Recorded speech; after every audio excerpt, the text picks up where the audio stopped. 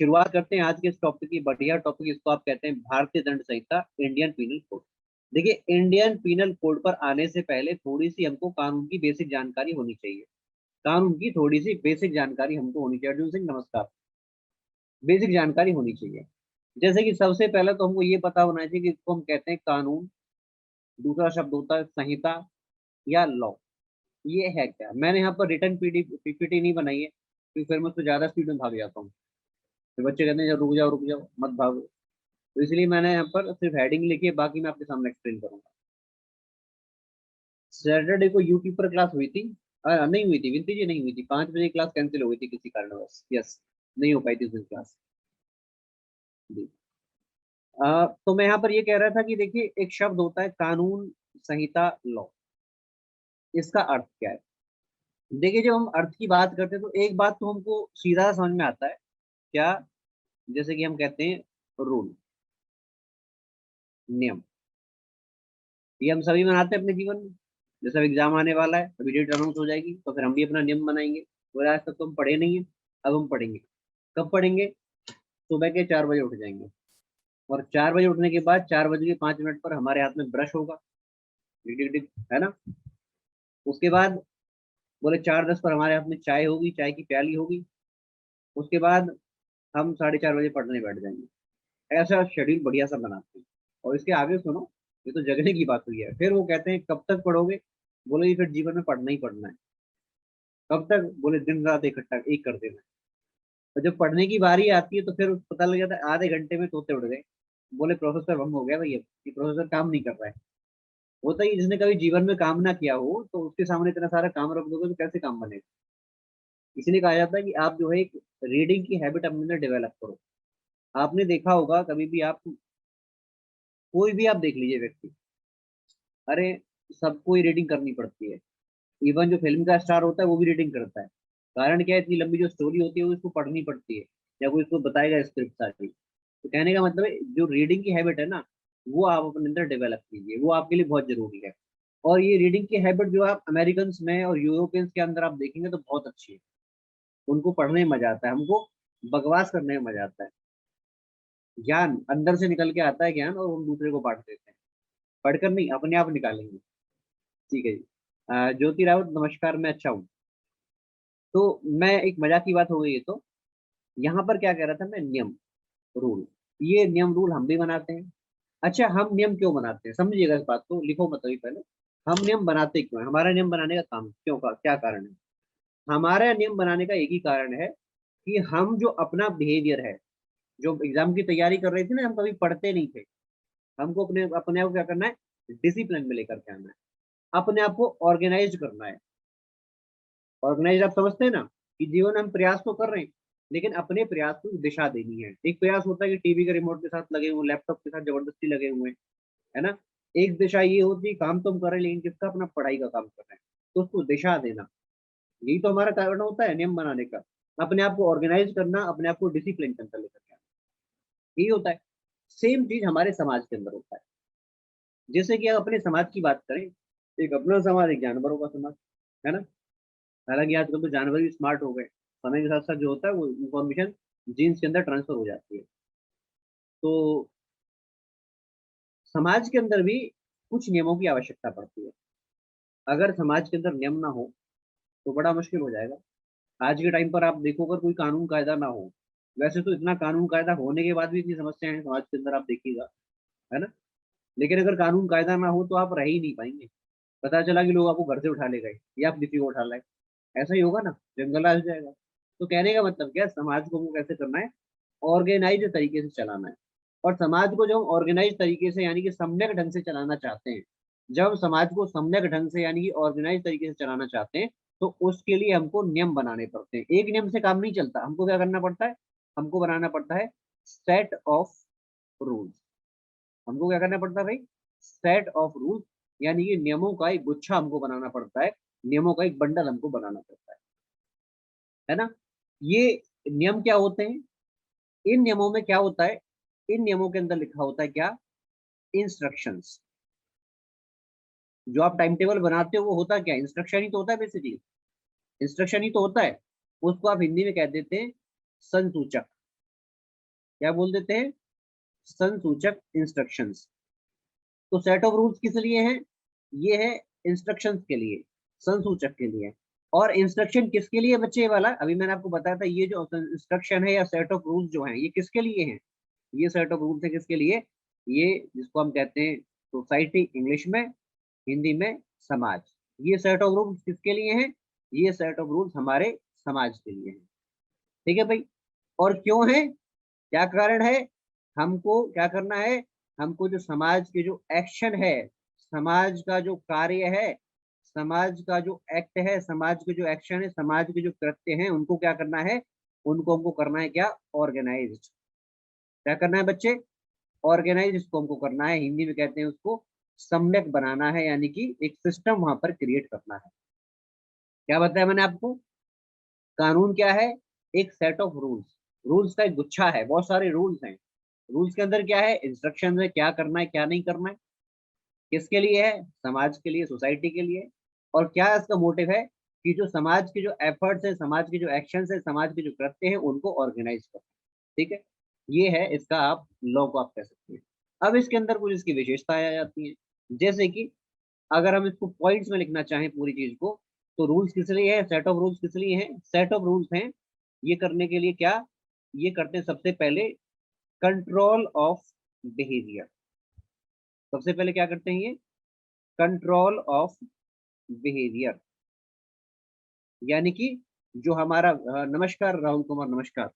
ये क्या मतलब है, इसका मतलब है जो हमारा व्यवहार है, हमारे व्यवहार पर क्या करते हैं, व्यवहार पर नियंत्रण करते हैं। अभी मैं समझाऊंगा कैसे करते हैं, क्या काम करते हैं, सबसे पहले ये हमारे व्यवहार के ऊपर नियंत्रण करते हैं, हमारा जो बिहेवियर है उसके ऊपर कंट्रोल करते हैं। कैसे करते हैं, एग्जाम्पल के तौर पर आप देखेंगे हमारे समाज के अंदर बहुत सारे नियम बनाए जाते हैं, बहुत सारे नियम बनाए जाते हैं, सरकार हो, इसके सरकारी मशीनरी हो, बहुत सारे नियम बनाती है हमारे लिए। इसके नियमों के साथ साथ यहाँ पर क्या किया जाता है, यहाँ पर हमको हिदायत भी दी जाती है।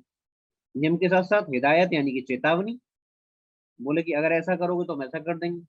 जैसे कि नियम बनाया क्या, नियम ये बनाया कि हमको क्या करना है, आज के टाइम पर कोविड-19 के समय पर मास्क पहन के निकलना है। हिदायत क्या है, जो नहीं पहनेगा बोले काम करो, चालान काट दो, 2,000 रुपये ले लो उससे, है ना, तो हिदायत है। इसके साथ साथ यहाँ पर कुछ पाबंदियां भी हैं, ये भी तो इस पाबंदियों को भी तो करके जो है क्या किया जाता है, पाबंदियां हैं, कुछ पाबंदियों को लगा करके समाज को कंट्रोल किया जाता है। जैसे कि कुछ काम ऐसे हैं जो हमारे लिए बिल्कुल मना है, जैसे चोरी चकारी बिल्कुल मना होता है, बोले कोई चोरी करेगा तो क्या करेंगे, उठा के पुलिस ले जाएगी, बंद करेगी, जनता अलग कूटेगी। बात समझ में आ रही है, तो पाबंदियां लगा करके हमारे व्यवहार को कंट्रोल किया जाता है। इसके साथ साथ यहाँ पर क्या होता है, हमारे यहाँ पर हमको अधिकार के द्वारा, अधिकारों की एक संहिता है, अधिकारों की संहिता दे करके, मतलब अधिकारों का एक कोड बना दिया जाता है कि आपके क्या अधिकार हैं, क्या कर्तव्य हैं। ये सब करके आपके जो व्यवहार है, हमारा जो व्यवहार है, समाज का जो व्यवहार है, उसको क्या करते हैं, उसको क्या किया जाता है, कंट्रोल किया जाता है। तुम सबको ब्लैक ब्लैक दिख रहा है क्या भाई कुछ स्क्रीन के ऊपर, एक बच्ची कह रही है कि सर कुछ दिखाई नहीं दे रहा, ब्लैक दिख रहा है। बच्चे अपनी स्क्रीन को एक बार आप चेक कर लो, बाकी सबको तो दिख रहा है, ये तो बढ़िया पढ़ रहे हैं, कह रहे सर मजा आ रहा है। हाँ एक बार आप बच्चे अपना जो स्क्रीन है उसको चेक कर लीजिए प्लीज, है ना, दोबारा लॉग इन कर लो। हो सकता है कई बार इलेक्ट्रॉनिक डिवाइस के अंदर दिक्कत आ जाती है, बाकी सबको दिख रहा है, प्रॉपर दिख रहा है, ठीक है जी चलिए। तो पहला मैंने आपसे क्या कहा, ये सेट ऑफ रूल्स क्यों है, ये कानून क्यों है, ये कानून है समाज के ऊपर, जो समाज के अंदर जो व्यवहार है, इंसान का जो व्यवहार है, उस पर नियंत्रण करने के लिए, कंट्रोल ऑफ बिहेवियर। जैसे कि नियम बना करके, हिदायत बना करके, पाबंदियां लगा करके, या अधिकार की संहिता दे करके, तो यहाँ पर जो है क्या है, यहाँ पर क्या किया जाता है, आपके जो व्यवहार है उसको कंट्रोल किया जाता है, पहली चीज ये है। अच्छा, जब किसी के व्यवहार को कंट्रोल करते हैं, ये इतनी सारी चीजें, आपको नियम बनाया गया, हिदायत दी गई, पाबंदियां लगाई गई, तो इससे क्या होता है, यहाँ पर इसके द्वारा समाज को, दूसरा मोटिव जो है वो है समाज को रेस्पॉन्सिबल बनाना। दूसरा मोटिव क्या है, समाज को रेस्पॉन्सिबल बनाना, हिंदी में कहते हैं हमको बनाना क्या, जिम्मेदार, जिम्मेदार नागरिक बनाना, जिम्मेदार पूरे समाज को जिम्मेदार बनाना। ठीक है, जिम्मेदार बनाना ये हमारा क्या है, कानून का कर्तव्य है, कानून ही तो करता है कि आप जिम्मेदार बनिए। कोविड-19 है तो आप इसके नियम को मानिए। इसके साथ साथ नियम क्या करते हैं, सेट ऑफ रूल्स क्या करता है, कानून क्या करता है। कानून कहता है कि आप अगर इसको फॉलो करेंगे तो आपके अंदर क्या होगा, एक मॉरलिटी जो है, एक नैतिकता है, वो नैतिकता डेवलप होगी और मेंटेन करके रहेगी। वो नैतिकता जो है वो मेंटेन करके रहेगी। जैसे कि हमको लगता है कि कानून के अंदर क्या लिखा हुआ, क्या करना चाहिए क्या नहीं करना चाहिए, यानी कि अगर कोई गलत काम करता है तो दंड मिल जाएगा, हमको ये लगता है सिर्फ यही लिखा है। ऐसा नहीं है। कानून को आप देखेंगे, जब पढ़ेंगे कानून को, आपने पढ़ा भी है कानून, हमने पॉक्सो पढ़ा, बहुत सारे अधिनियम पढ़े, तो वहां पर सिर्फ ये नहीं कि क्या जो है दंड है, ऐसा तो नहीं है। वहां पर हमने बहुत सारी मॉरल चीजें भी सीखी, नैतिक चीजें भी सीखी है। जैसे कि आप मैरिज की बात करते हैं, शादी की बात करते हैं, जब हमने दहेज प्रतिशत अधिनियम पढ़ा तो हमको एक बात पता लगती है कि दहेज हमको नहीं लेना चाहिए। इस बीमारी को समाज से उखाड़ कर फेंकना है। तो क्या होता है, हमारे अंदर एक नैतिकता डेवलप होती है, मोरलिटी डेवलप करता है कौन, ये सेट ऑफ रूल्स यानी कि कानून। इसके साथ साथ अगर हम देखें तो ये कानून जो है वो समाज के अंदर क्या लेकर के आता है, समाज के अंदर सबसे इंपॉर्टेंट वो इक्वालिटी लेकर के आता है। क्या लेकर के आता है, समानता लेकर के आता है। समानता कैसे लेकर के आता है, भाई ये जो कानून है जिसको हम कहते हैं मूल विधि, ये कानून सबके ऊपर एप्लीकेबल है। कोई ये नहीं कह सकता कि हम तो अंग्रेजों के जमाने के ठाकुर हैं, तो बोले उस जमाने पर ठाकुर थे, आज के टाइम पर नहीं हो। समझ रहे हो, उस जमाने पर आप ठाकुर हो गए, आज के टाइम पर नहीं हो। आज के टाइम पर ये सबके ऊपर बराबर लागू होता है या नहीं है। तो सबके ऊपर बराबर लागू होगा, तो क्या है, इक्वालिटी यानी कि समानता की बात करता है। अब आपके मन में क्वेश्चन आता है, वो बोले सर ऐसा नहीं होता है, प्रैक्टिकल में ऐसा नहीं होता। देखिए देखिए, जब आप ये कहते हैं प्रैक्टिकली में ऐसा नहीं हो रहा है, तो वहां पर हमको छोटी सी समझनी पड़ती है। वो क्या होती है कि देखिए, जब भी हम बात करते हैं कि समाज के अंदर कानून की, तो हम अपने समाज को देखें, तो हमारे समाज के अंदर भी ये विकसित हो रहा है। जैसे कि अगर आप किसी पढ़े लिखे देश की बात करेंगे, वहां दो व्यक्तियों के बीच में झगड़ा हो जाए, तो बड़े प्यार से बात करते हैं, बोले this is not the right, है ना। हमारे यहाँ क्या होता है, बोले तू इधर आ, दो चार अच्छे शब्द भी निकलते हैं, और फिर वो हाथापाई भी हो जाती है, होता है ना। तो ये हमारे समाज के ऊपर डिपेंड करता है। बट कानून का काम क्या है, कानून का ये काम है हमारे व्यवहार को क्या करना है, कंट्रोल करना है, नियंत्रित करना है, यानी कि जो नियम हिदायत पाबंदियां दी गई उनके अकॉर्डिंग व्यक्ति को व्यवहार करना सिखाना है, उसको जिम्मेदार बनाना है। साथ ही यहाँ पर जो मॉरलिटी है, नैतिकता है, नैतिकता को बना करके रखना है, और साथ में क्या है, लास्ट में समानता लेकर के आना है। और जो प्रियम्बल आप पढ़ेंगे भारत के संविधान का, तो जस्टिस, लिबर्टी, इक्वालिटी, इक्वालिटी वहां पर क्या है, एक ऑब्जेक्टिव है। भारत के संविधान का भी मकसद है, बोले हमको क्या लेकर के आना है, समानता लेकर के आनी, इक्वालिटी लेकर के आना।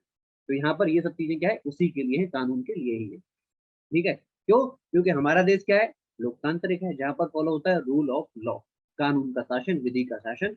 और विधि के शासन में जस्टिस, लिबर्टी, इक्वालिटी ये होना ही चाहिए। बात समझ में आती है। ये मैंने डिफाइन किया है कि कानून क्या है, लॉ क्या है। किसी को कोई दिक्कत इसमें नहीं होनी चाहिए, है क्या किसी को दिक्कत। जिस डिफाइन मैंने आपको किया, कुछ और किया ही नहीं है यहाँ पर। चलिए, अब जो नेक्स्ट चीज चलते हैं, जो नेक्स्ट हमारा यहाँ पर पॉइंट आ जाता है, वो नेक्स्ट पॉइंट है, कई बार हम देखते हैं कि कानूनों के अंदर क्या होता है, आपको लिखा मिल जाएगा ये स्टेचुटरी लॉ है, ये कॉमन लॉ है, हिंदी में ये वैधानिक नियम है, ये वैधानिक विधि है, ये सामान्य विधि है। इस प्रकार का एक डिस्टिंक्शन जो है आपको देखने को मिल जाता है। कभी अखबार आप पढ़ रहे हैं या कुछ और पढ़ रहे हैं, तो वहां पर इस प्रकार की चीजें आपको देखने को मिल जाती है। तो अब हमको ये देखना है कि ये कहानी क्या है, यानी कहानी कौन सी वाली। सबसे पहले एक है हमारे पास कॉमन लॉ, हिंदी में कहते हैं इसको सामान्य विधि। एक है हमारे पास बच्चे सामान्य विधि, और दूसरा है हमारे पास वैधानिक विधि। दोनों के अंदर क्या डिफरेंस है, इसको एक बार हम देख लेते हैं। एक है सामान्य विधि और दूसरा है वैधानिक विधि। इन दोनों के अंदर क्या डिफरेंस, एक बार हम देख लेते हैं। ठीक है, आप में से कुछ बच्चे ऐसे हैं जो शुरुआत से क्लास ले रहे हैं, उनको डिफरेंस फील हो रहा होगा कि हमने कुछ सीखा है। एग्जाम में क्वेश्चन देखते हैं तो कुछ अच्छा सा लगता है ना। कुछ ऐसे हैं जो नए आए हैं, दे आर स्टिल लर्निंग। कुछ ऐसे हैं जो एक क्लास में आते हैं, फिर चार क्लास में नहीं आते। ठीक है, उनको तकलीफ हो जाती है। तो अलग प्रकार के बालक हमारे पास मौजूद हैं। अब मैं यहाँ पर बालकों की प्रजाति आपको नहीं समझा रहा, मैं वो क्या कहना चाहता हूँ। देखिए, हम लोगों ने बहुत सारे अधिनियम पढ़े हैं, बहुत सारे एक्ट पढ़े हैं, चाहे वो पॉक्सो एक्ट हो, या फिर दहेज प्रतिषेध अधिनियम हो, इनकम टैक्स एक्ट हो, प्रिवेंशन ऑफ करप्शन एक्ट हो। ये बहुत सारे अधिनियम हमने पढ़े हैं। ठीक है, तो मैं कहना क्या चाहता हूँ, मैं ये कहना चाहता हूँ, जब आप कहते हैं, सुनते हैं क्या, एक्ट, अधिनियम, इस शब्द से आपको क्या प्रतीत होता है? जब आपके सामने आपसे कोई कहे भाई एक्ट क्या है, अधिनियम क्या है, आप डिफाइन कर पाओगे एक्ट या अधिनियम को? कैसे डिफाइन करोगे? ऐसे डिफाइन करोगे, देखो एक क्या है, एक सेट ऑफ रूल्स है, एक सेट ऑफ रूल्स है। और किसके लिए सेट ऑफ रूल्स? ये सेट ऑफ रूल्स किसके लिए भैया? ये सेट ऑफ रूल्स हमारे लिए है। और साथ में जब हम एक्ट कहते हैं, अधिनियम कहते हैं, तो याद रखना ये जो सेट ऑफ रूल्स है किसके द्वारा बनाया गया है? ये सेट ऑफ रूल बनाया गया किसके द्वारा? हमारी लेजिस्लेचर के द्वारा। लेजिस्लेचर के द्वारा, यानी कि हमारी विधायिका के द्वारा। किसके द्वारा बनाया गया? हमारी विधायिका के द्वारा, हमारी लेजिस्लेचर के द्वारा ये नियम बनाए गए। जितनी भी आप एक्ट देख लो, चाहे वो पॉक्सो एक्ट हो, चाहे इनकम टैक्स एक्ट हो, है ना, पढ़े ना हमने, एक लिस्ट पढ़ी है पूरी पूरी, आईटी एक्ट हमने पढ़ा है। ये सब क्या है? हमारी विधायिका के द्वारा बनाए गए। हमारी विधायिका मतलब क्या है? हमारी विधायिका कौन सी है? हमारी विधायिका मतलब है हमारा क्या? पार्लियामेंट। जैसे कि हम कहते हैं देश के अंदर भारत की संसद, भारत की संसद कानून बनाती है। तो कोई बात नहीं, जो लेट हो गए कोई बात नहीं। ये क्या हो गया भाई?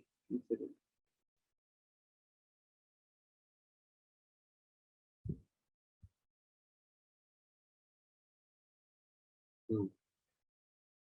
तो देश के अंदर हमारी संसद, अब जैसे कह रहे हैं आर्टिकल 79, बिल्कुल सही। ऐसे ही राज्य के अंदर क्या होता है? हर राज्य के अंदर राज्य का क्या होता है?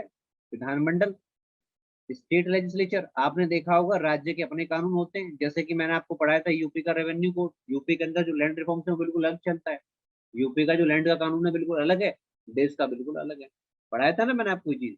तो कुछ कानून संसद के द्वारा, कुछ राज्य के विधानमंडल के द्वारा। एक लाइन में अगर मैं कहूँ, तो कुछ कानून ऐसे होते हैं जो हमारी कानून बनाने वाली संस्था है, कानून बनाने वाली जो व्यवस्था है उसके द्वारा बनाए जाते हैं। ऐसे कानूनों को हम लोग क्या कहते हैं? ऐसे कानूनों को हम लोग क्या कहते हैं? ऐसे कानूनों को हम लोग कहते हैं वैधानिक विधि, यानी कि स्टैट्यूटरी लॉ। बात समझ में आती है? कोई इशू? कोई इशू उसमें? मनु चौधरी थोड़ी देर बाद हम करेंगे बच्चे, करते हैं थोड़ी देर के बाद। एक बार इसको प्लीज यहीं से देख लो। अभी मैं रिकॉल करूंगा, डोंट वरी। अभी मैं इसको रिकॉल करूंगा, अभी फिलहाल इसको यहीं देख लीजिए। तो मैंने आपको क्या बताया? मैंने आपको बताया कि अगर हमारी वैधानिक संस्था कोई कानून बनाती है तो उसको आप क्या कहेंगे? एक्ट, यानी कि अधिनियम। यानी कि इसके लिए प्रॉपर क्या होता है? प्रॉपर ड्राफ्ट बनता है। ड्राफ्ट आप समझ गए ना? है ना, कि कानून बनाना है तो उसको ऐसे पहले रफली लिख लिया, उसके बाद हम पार्लियामेंट के पास लेकर गए, पार्लियामेंट ने चर्चा की, चर्चा करने के बाद उसको पारित कर दिया, राष्ट्रपति ने साइन कर दिया। तो इसको आप कहते हैं वैधानिक विधि, यानी कि स्टैट्यूटरी लॉ। इसके अंदर बहुत सारे एक्ट आ जाते हैं, जैसे अभी मैंने आपको बताया। अगर इनकी बात करें, इसमें अगर हम एग्जाम्पल लेके चलें तो बहुत सारे आ जाएंगे। जैसे कि हमारा क्या होगा? खुद हमारा आईपीसी, आईपीसी 1860, भारतीय दंड संहिता 1860 इसके अंदर आ जाता है। CrPC 1973, code of criminal procedure, यानी कि दंड प्रक्रिया संहिता, ये भी हम पढ़ेंगे अभी। तो ये भी इसके अंदर आ जाता है, स्टेचुटरी लॉ हो जाता है ये। इसके साथ साथ अगर हम बात करें, जैसे अभी मैंने आपको एग्जांपल दिया था, क्या? इनकम टैक्स एक्ट, पढ़ा था ना हमने ये कुछ ऐसा? Income tax act 1961, national security act, राष्ट्रीय सुरक्षा अधिनियम 1980, इत्यादि बहुत सारे एग्जाम्पल हैं, एक्सेट्रा। तो ये सब किसमें आता है? वैधानिक विधि, क्योंकि ये देश की संसद के द्वारा बनाए गए हैं, यानी कि जो हमारी विधायिका है उसके द्वारा ही कानून बनाए गए हैं। तो ये किसमें आएगा? ये आएगा वैधानिक विधि के अंदर। अब सुनिएगा बात को। कुछ कानून ऐसे होते हैं जो कहीं पर लिखे नहीं होते। कुछ कानून ऐसे होंगे जो कहीं पर लिखे नहीं होते। जैसे कि आज के टाइम पर आप देखेंगे कि ट्रिपल तलाक के लिए कानून बन गया है, जो कि हम पढ़ेंगे। कारण क्या है? नया डेवलपमेंट है, ये नया विकास है कानून के क्षेत्र में। तो नया डेवलपमेंट है तो हमको देखना पड़ेगा। क्यों? एग्जामिनर यहाँ से क्वेश्चन पूछ सकता है, बहुत अच्छे चांस है। क्या पूछ लेगा? बोले कब से लागू हुआ, इसके अंदर क्या दो चार जो बढ़िया बढ़िया बातें हैं वो मैं आपको बता दूंगा, मेरा कर्तव्य है, मैं आपको कराऊंगा चीजें। तो दो चार जो नई नई चीजें कानून के अंदर आई है वो मैं आपको करा के भेजूंगा, ऐसे नहीं छोड़ूंगा। तो आज के टाइम पर तो एक कानून है, लेकिन उससे पहले आप देखेंगे केस आया था शायरा बानो केस, है ना। उसके बाद दो तीन केस हो रहा है। तो उनमें क्या था? उनमें सुप्रीम कोर्ट ने कहा था कि ये तीन तलाक की जो प्रैक्टिस है ये नहीं होनी चाहिए। कानून तो नहीं था ऐसा, लेकिन जैसे ही सुप्रीम कोर्ट ने आदेश दिया तो 3 तलाक की प्रैक्टिस को देश के अंदर बैन करना पड़ा। और फिर वहां पर हमारी जो केंद्र की सरकार है वो ऑर्डिनेंस लेकर के आई, अध्यादेश लेकर के आई थी, पता होगा आपको। ऑर्डिनेंस आर्टिकल 123 याद है ना, जानते हो ना अध्यादेश। ऑर्डिनेंस, ऑर्डिनेंस क्या होता है? कानून बनाने का काम किसका है? कानून बनाने का काम है देश की संसद का, लोकसभा, राज्यसभा, राष्ट्रपति। लेकिन कई बार लोकसभा छुट्टी पर होती है, जैसे आप लोग हम लोग होते हैं, तो वहां पर क्या होता है, जब छुट्टी पर है, इमरजेंसी में कोई जरूरत पड़ गई है, तो उस पर क्या करना पड़ता है, उस पर राष्ट्रपति महोदय एक क्या करते हैं, ऐसी सरकार के कहने पर एक ड्राफ्ट पर साइन कर देते हैं, वो कानून बन जाता है। उसको हम कहते हैं अध्यादेश यानी कि ऑर्डिनेंस।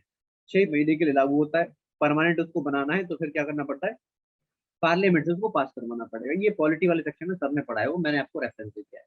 तो वहां पर क्या हुआ, हमारी केंद्र की सरकार क्या कर दी, हमारी केंद्र की सरकार ने क्या किया, एक ऑर्डिनेंस हम लोग लेकर के आए। और ऑर्डिनेंस ला करके जो है, हम लोगों ने क्या किया बच्चे, ऑर्डिनेंस ला करके हमने उसको क्या किया, काम करना आगे शुरू किया। तो जब तक ऑर्डिनेंस नहीं आया था, कोर्ट का डिसीजन था, तो उस समय पर इसको क्या कहते थे, ये कानून जो था ये सुप्रीम कोर्ट के ऑर्डर से बना था। यानी कहने का मतलब क्या है, जब देश के अंदर हमारी न्यायपालिका, जब देश के अंदर हमारी न्यायपालिका, इंग्लिश में कहते हैं जुडिशरी, देश के अंदर न्यायपालिका कोई निर्णय दे, जब देश के अंदर हमारी न्यायपालिका कोई निर्णय दे, कोई डिसीजन देते हैं, और इस डिसीजन के आधार पर समाज के अंदर कोई कानून बनता है, समाज के अंदर कोई नियम बनता है, कोई लॉ बनता है, तो उसको हम क्या कहते हैं, उसको हम कहते हैं सामान्य विधि यानी कि कॉमन लॉ। बात समझ गए? वैधानिक विधि क्या है, पार्लियामेंट के द्वारा बनाई जाएगी, या राज्य की जो विधायिका है, स्टेट लेजिस्लेचर, उसके द्वारा बनाया जाएगा। लेकिन अगर हम बात करें, कोई नियम अगर कोर्ट के डिसीजन के द्वारा बनाया जाता है, तो उसको आप क्या कहते हैं, उसको आप कहते हैं कॉमन लॉ, सामान्य विधि। उदाहरण के तौर पर अगर हम बात करें बच्चे, उदाहरण के तौर पर अगर हम बात करें, एक उदाहरण मैं आपको दूंगा। एक आपने सुना होगा आपका euthanasia, practice of euthanasia, article 21 आपने पढ़ा होगा, right to life and personal liberty. वहां पर यूथेनेसिया का अरुणा शनबॉग का एक केस आया था, याद है आपको? नहीं याद तो पढ़ लेना, कोई बात नहीं, वैसे इतना होता नहीं तुम्हारे में, फिर भी आपको पढ़ना चाहिए, मेरा कहने का मतलब है। मर्सी लीग के लिए क्या होती है, कोई व्यक्ति बीमार है, एक मिनट तो मैं बोलूंगा, आपसे बात करूंगा, मुझे बोलने दो पहले। मैंने आपका माइक ऑन कर दिया क्योंकि आप हैंड रेज कर रखे थे, मैं आपसे बात करूंगा अभी, ठीक है, आप मत बोलिए प्लीज। तो मैं आपसे क्या कह रहा था कि कोई व्यक्ति बीमार है, इतना बीमार है पैरों पे चल नहीं सकता, उसके साथ पेन ज्यादा है, उसको जिंदा रखने के लिए क्या करना पड़ रहा है, उसको वेंटिलेटर पर रखना पड़ रहा है। वेंटिलेटर पर रहेगा तो वो जीवित रहेगा, यानी कि दिमाग, ब्रेन डेड की मैं बात कर रहा हूँ, यहाँ पर ब्रेन डेड है, जीवन वो जी नहीं सकता। तो इसको लेकर एक केस आया था, अरुणा संभोग एक नर्स हुआ करती थी भारत के अंदर, उसका एक वार्ड बॉय ने रेप कर दिया था। जब रेप किया तो वहां पर गले के आसपास चेन बांध दिया, तो चेन बांधने से उसकी जो एक नस थी वो ब्लॉक हो गई, और उसकी वजह से क्या हुआ, वो ब्रेन डेड हो गई, यानी कि उसका दिमाग काम करना बंद कर दिया, कोमा में चले जाना इसको आप कहते हैं। काफी लंबे समय तक वो रही वहां पर। तो इस संबंध में एक एक्टिविस्ट है, उन्होंने केस सुप्रीम कोर्ट के अंदर किया, भाई इसको क्या कीजिए, मर्सी किलिंग कर दी जाए, है ना। तो इसको लेकर सुप्रीम कोर्ट ने एक ऑर्डर जो है वो प्रोनाउंस किया था, एक ऑर्डर जो है वो सुप्रीम कोर्ट ने प्रोनाउंस किया था। तो मेरा कहने का मतलब भी क्या है, ये जो ऑर्डर प्रोनाउंस किया, तो यहाँ पर क्या होता है, यहाँ से बनता है कॉमन लॉ, क्योंकि आज भी देश के अंदर यूथेनेसिया को लेकर पार्लियामेंट के द्वारा कोई कानून नहीं बना है। तो ये क्या है, सामान्य विधि की कैटेगरी में आता है। तो आई थिंक अब क्लियर हो गया होगा कि अगर विधायिका के द्वारा बनाया हुआ कानून है तो उसको आप कहेंगे वैधानिक विधि, स्टैट्यूटरी लॉ, और अगर कोर्ट के ऑर्डर के द्वारा प्रोनाउंस किया गया तो उसको आप कहते हैं कॉमन लॉ यानी कि सामान्य विधि। समझ में आ गया होगा? बताइए अंशुल, अब आप क्या कह रहे हैं प्लीज। हाँ सर, एक तो मैं ये जानना चाह रहा था सर कि जैसे एक तो हमारा क्या नाम है, ये जो आईपीसी और सीआरपीसी और इनकम टैक्स एंड एनएसए, इन दोनों में कुछ डिफरेंस होता है क्या सर? किसमें भैया? आईपीसी और सीआरपी में, और इनकम टैक्स और एनएसए में। अभी आपने लास्ट क्लास में हमने कोई एक्ट पढ़ा था, हाँ जी लास्ट सर। क्लास का एक्ट आप बताइए कौन सा पढ़ा था हमने? हाँ सर, वाइल्ड हमने लाइफ जो पढ़ा प्रोटेक्शन एक्ट। था वाइल्ड लाइफ प्रोटेक्शन और जैसे वाइल्ड लाइफ हाँ जी प्रोटेक्शन सर। एक्ट है, तो उसी समय उसी तरीके से इनकम टैक्स के संदर्भ में इनकम टैक्स एक्ट है। देश की सुरक्षा के संबंध में नेशनल सिक्योरिटी एक्ट है। आईपीसी क्या है, जो मैं आज आपको पढ़ाऊंगा, यानी कि अगर कोई किसी व्यक्ति ने अपराध किया तो अपराध के लिए क्या दंड मिलेगा, और उसका प्रोसीजर क्या होगा, उसकी जो प्रक्रिया क्या होगी, वो सीआरपीसी के अंदर डिफाइन है। तो ये बेसिक था डिफरेंस है, बाकी हम ये पढ़ेंगे अभी दोनों को। आईपीसी सीआरपीसी हमको पढ़ना है, इनकम टैक्स एक्ट और एनएसए हम पढ़ चुके हैं, जिनका नहीं हुआ उनको मैं कराऊंगा दोबारा से। हाँ समझ सर, गए? इसमें यही जानना चाह रहा था एक्चुअली, जो आपने बताया सर न्यायपालिका जो बनाती है, तो मैं ये जानना था जैसे इसको विधानमंडल बनाता है, विधान पालिका बनाती है, और जो ये जो हमारे क्या नाम है लास्ट टाइम जैसे जो हमने पढ़े थे पर्यावरण नियम अधिनियम, उसको वो बनाती है न्यायपालिका, या उसको भी सर ये नहीं, न्यायपालिका नहीं बनाती। मतलब जितने भी गवर्नमेंट? एक्ट होते, सुन लीजिए मेरी बात को, जितने भी एक्ट आपको दिखेंगे, अधिनियम दिखेंगे, सबके सब अपनी विधायिका के द्वारा बनते हैं। याद रखना इस बात को। अच्छा, विधायिका, यही सर जानना चाह रहा था कि हाँ, वो विधायिका के विधायिका के द्वारा द्वारा ये बनते बनते हैं और न्यायपालिका फॉलो करता है। हैं। नहीं, और न्यायपालिका उसको सर फॉलो जैसे नहीं करता है। हाँ, न्यायपालिका ये एडजुडिकेट करता है कि लागू। अगर कोई फॉलो नहीं हो रहा है तो उसको दिखता है। लेकिन कई बार क्या होता है, कुछ विषयों को लेकर के कानून नहीं होते। कोई विषय ऐसा निकल करके आए जिसके लेकर के कानून नहीं है, तो उस समय पर जुडिशरी क्या करती है, ऑर्डर प्रोनाउंस कर देती है। ऑर्डर, आदेश दे दिया, ठीक है। ऑर्डर दे दिया, आदेश दे दिया, उसको फॉलो करना पड़ता है। उसको आप कहते हैं कॉमन लॉ, सामान्य विधि। एग्जाम्पल मैंने आपको दो दे दिए थे, ठीक है ना सर? सर एग्जाम्पल जैसे कि आपने जो दिया था सर, क्या नाम है जो अभी जैसे मान लीजिए कोई रेप हो गया, या जैसे कोई कोई भी नहीं, क्राइम होगा, रेप उन का केस नहीं में दिया मैंने, अगर कोई यूथनेसिया का एग्जाम्पल दिया था। रेप को लेकर कानून है भारत के अंदर। तो जैसे कोई नई, जैसे कि 16 साल का बच्चा आया था और वो क्या नाम है, मतलब उस केस में स्पेशल कुछ जैसे मतलब कोर्ट्स अपने डिसीजन लेती है हाँ इमरजेंसी जी, में, तो वो जो लॉ होता है सर, क्या वो लॉ मतलब सामान्य विधि में आएगा या जी बताया वैधानिक तो, विधि में आएगा? मैंने आपको सुना नहीं है आपने, कि अगर कोर्ट किसी विषय पर कानून नहीं है, सुन लिया दोबारा से, किसी विषय पर कानून नहीं है, न्यायालय ने आदेश दिया, तो किस में आएगा? वो सामान्य विधि में आएगा। यही तो मैं समझा रहा हूँ 15 मिनट से, ठीक है। वो कॉमन लॉ के अंदर आ गया। Got it? हाँ जी। चलिए, धन्यवाद। Thank you. हाँ अमन, लास्ट क्वेश्चन बताइए, फिर इसको आगे बढ़ाएंगे, क्योंकि फिर दिक्कत होगी। जल्दी से पूछना, आप जो भी क्वेश्चन पूछ रहे हैं सर बताइए। सर मैं ये पूछना चाहता था, कल जो लागू हुआ है लॉ जनसंख्या बारे पर, वो किसके अंतर्गत आएगा? अभी उसको हम देखेंगे अभी, ठीक है। अभी उसको देखेंगे, डोंट वरी। अभी मैंने उसको पढ़, एक्चुअली क्या है, मैंने पढ़ा नहीं है, बस मैंने देखा है। मुझे तो ये भी नहीं पता है कि ये अच्छा, सिर्फ कानून आया है या फिर कोई अनाउंसमेंट किया है। मैं उसको एक बार जरूर चेक करूंगा कि उसके ऊपर कानून बना है, फिर एग्जीक्यूटिव ऑर्डर है वो। I have to check it. ठीक। ठीक है, एक बार उसको देख लेते हैं। मुझे भी उसको देखना है, कहने का मतलब क्या है। कल से मुझे समय नहीं मिल पाया, मैं उसको जरूर देखूंगा। कहाँ गए भाई? अपना ये माइक बंद करो अमन। आई विल चेक इट कि वो है क्या, अनाउंसमेंट है, एग्जीक्यूटिव की अनाउंसमेंट है, या फिर कोई कानून आया है। वो पूरी चीज मैं देख करके तभी आपको बताऊंगा, ठीक है। चलिए भाई, तो यहाँ पर हमने ये देखा कि इनके अंदर क्या डिफरेंस है, ठीक है भाई। तो एक डिफरेंस ये आता है। एक और डिफरेंस आपको देखने को मिलता है, जिसको आप कहते हैं, देखिए अगर सुनिए मेरी बात को, यहाँ पर एक और डिफरेंस देखने को मिलता है।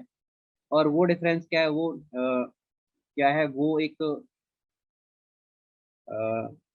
भिन्नता क्या है? और आप लोगों से गुजारिश है, try to be in class. Be in class का मतलब, मैं बात कर रहा हूँ mentally, not physically. Physically we are here, ठीक है। मेंटली किसी ख्यालों में आपको नहीं जाना है, आपको यहीं रहना है। ये आप ध्यान रखिएगा, नहीं तो फिर क्या होता है, आप डिवेट हो जाते हो। चलिए, तो यहाँ पर एक और डिफरेंस आपको देखने को मिलता है। आपने कहीं सुना होगा सिविल लॉ, आपने सुना होगा कहीं सिविल लॉ, और एक आपने सुना होगा कहीं पर क्रिमिनल लॉ, ठीक है। क्रिमिनल लॉ, ये एक बार छोटा सा मैंने आपको क्लास के अंदर, शुरुआत की जो क्लास थी, वहां पर एक डिफरेंस जो है मैंने बताने की आपको कोशिश की थी। तो समय पर टॉपिक शुरू नहीं हुआ था, छोटा सा मैंने आपको बताया था। ये हम लॉ पढ़ रहे थे, डाउरी प्रोहिबिशन एक्ट 1961, तो वहां पर मैंने थोड़ा सा इसको बताया था। आज हम इसको थोड़ा सा आगे देखते हैं। क्रिमिनल लॉ, इंग्लिश में आप कहते हैं क्रिमिनल लॉ, हिंदी में आप कहते हैं इसको फौजदारी कानून, फौजदारी या फिर आपराधिक कानून। ये हो गया सिविल, मतलब हो गया दीवानी कानून, ठीक है। सिविल लॉ मतलब दीवानी कानून। एक छोटा सा डिफरेंस इसके बीच में भी हम लोग यहाँ पर कर लेते हैं। देखिए क्या डिफरेंस होता है इसके बीच में।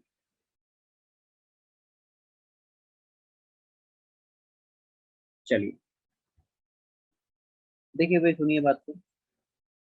सबसे पहले एक मोटा मोटा आइडिया देख लीजिए आप। क्राइम आप समझते हैं, अपराध आप समझते हैं। अपराध हम समझते हैं, नहीं समझते समझाते हैं आपको, क्योंकि आज हमको अपराधी पढ़ना है, करना नहीं है, समझना है बस। ठीक है, अपराध क्या होता है सुन लीजिएगा, देखिए अपराध क्या होता है, कोई ऐसा कार्य, अपराध का मतलब कोई ऐसा कार्य जिससे आप कहें कि ये संविधान के खिलाफ है, विधि के खिलाफ है। अपराध का मतलब क्या है, कोई भी कार्य जो संविधान के खिलाफ है या फिर विधि के खिलाफ है, जिसके द्वारा जनता को या समाज को क्षति पहुंचती है, जिसके द्वारा जनता को या समाज को क्षति पहुंचती है, देश की शांति में गड़बड़ हो जाती है, शांति भंग हो जाती है, या फिर साथ में राष्ट्र की प्रगति बाधित होती है, राष्ट्र की तरक्की रुक जाए, तो इसको हम क्या कहते हैं, इसको हम कहते हैं अपराध, क्राइम। ठीक है, क्या कहते हैं, अपराध या क्राइम। अब जब भी कोई अपराध होगा तो याद रखना, इसके लिए जो दंड होता है वो दंडित कौन करता है, इसको दंड कौन करता है, इसको न्यायालय दंडित करता है, कोर्ट इसको दंडित करता है। ऐसा नहीं होगा कि एसपी साहब ने, कोई रेप केस हो गया, एसपी साहब ने गोली निकाली और मार दिया। हालांकि कुछ मामले देखने को आए हैं, देश के अंदर देखने को मिले, जैसे हैदराबाद रेप कांड जब हुआ था, तो वहां पर ऐसा मामला देखने को मिला था, पुलिस ने कह दिया कि देखो हमने क्या कर दिया है, हमने क्या है कि ये लोग भाग रहे थे, एनकाउंटर कर दिया है। तो विकास दुबे वाला केस भी था, उसकी गाड़ी पलट दी थी, है ना, ये वो भाग रहा था, ये कितने लोगों के बीच में से भाग रहा था वो।